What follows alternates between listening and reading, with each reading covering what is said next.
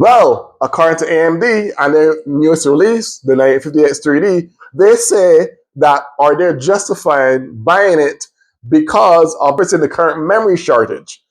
We got some more details of what they meant by that. Let's get into this. Hi everyone, it's about Locked buying on some more tech news. We've had an awesome day so far. Now, right, fresh off the heels of the reviews for the 950X 3D, the refresh of 900X 3D, AMD had an article that came out a few days ago prior to the reviews going live for the 9850, and they're saying that they're looking at the new refresh of the 900X3 as a plus because they did some extensive testing according to the article that shows that you can get away with less than 6,000 megahertz memory and go for at least the low 5,000s or even as low as 4,800 DDR5 RAM kits, and hardly see a big performance deficit between a 6,000 megahertz mega transfers RAM kit and a 4,800 megahertz mega transfers RAM kit. Now, I saw some comparisons on YouTube. It is true, at least they didn't tell lies when they said that they don't see a really big performance drop from 6,000 DDR5 to 4,800 because testing has shown from all the people I saw so far review it and benchmark it that the most percentage drop they have between a 6,000 mega transfer and a 4,800 mega transfer on DDR5 kit is probably low 2%, give or take, if that. So you're not really going to notice a 1 to 2% drop, especially for FPS gamers or any type of gamers. About FPS people definitely not going to notice that. It's like, that's kind of like negligible percentage, and that's like a margin for error kind of measurement, 1% to 2% top end. Most of the time it was 1.7% for what I saw on the reviews and the benchmarking. So their AMD was right in saying that we could save money if we decide to build a new kit, build a new rig, and use lower than 6,000 DDR5 memory and still don't see a performance deficit that would be noticeable or bother us. So props to them for actually being truthful for that. And everything have seemed to be replicated and proven to what they pretty much said ahead of the release or ahead of the reviews going live. So it's good to know that they're somewhat learning from the mistakes and not overhyping something and actually being more realistic with the information they're saying that certain products can do.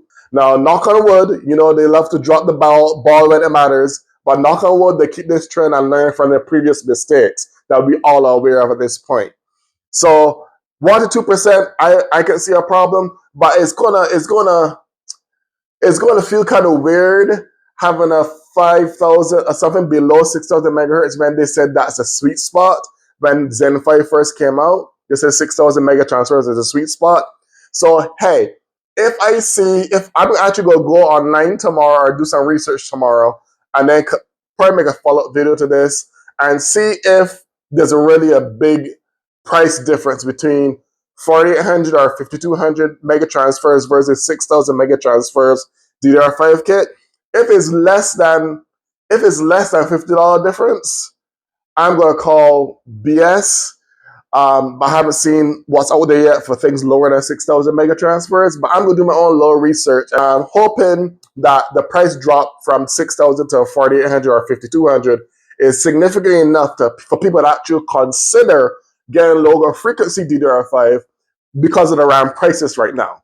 If there's a big enough chunk, that may be something for us people that want to build new rigs that could potentially be something that could save us until this AI bubble pops. Just get a temporary 4,800 mega transfer kit if it could save you like 100, 120 bucks.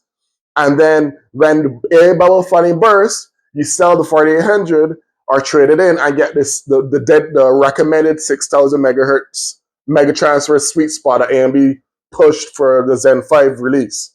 So that's what I would say as next steps if it's more than $50 drop between 6,000 mega transfer and 48. And if that's the case, if it's more than my expectation, that'll be awesome. Because that could be a gateway for people who are building new rigs. Like I did have a part list on PC Part Picker for God knows how long now. And I had to kind of procrastinate like a crazy person and not bother to get anything last year because right around October, DDR5 went to hell. There's no way I think no one should be paying a DDR5 kit that's the price of a damn video card. You shouldn't be paying GPU prices for RAM. It's like the most basic essential thing that needs a computer to run. Shouldn't be paying GPU prices for RAM kit. That's my take on it. Y'all let me know in the comments below if your thoughts on this are in line with mine and you hope that it's more than 70 to 100, if you hope it's around $70 to $100 drop. And do you believe in my suggestion? Let me know in the comments below. Until then, this is boy Lock Tech signing out.